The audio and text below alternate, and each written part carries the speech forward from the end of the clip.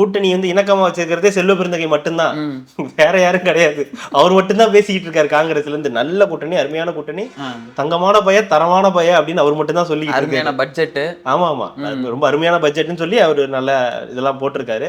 சரி, அவர் என்ன பண்ணுவாரு, ராகுல் காந்தி என்ன சொல்றாரோ அதை பொறுத்து தானே எல்லாம் நடக்கும். அதனால உக்கிரமான போர் நடந்துகிட்டு இருக்கு. அங்க சொல்லி தானங்க இவங்களும் பேசுறாங்க.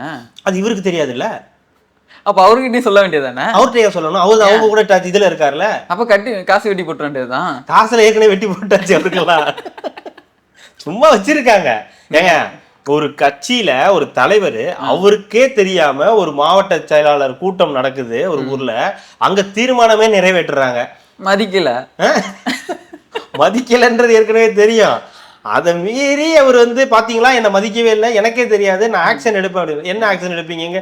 நேற்று போனீங்களா ஆக்ஷன், ஏதாவது எடுங்க பாப்போம். விக்ஸ் ஆக்ஷன் எடுப்பேன் இருப்பாரு அவரு. டெய்லியும் தான் விக்ஸ் ஆக்ஷன் எடுக்கிறாரு.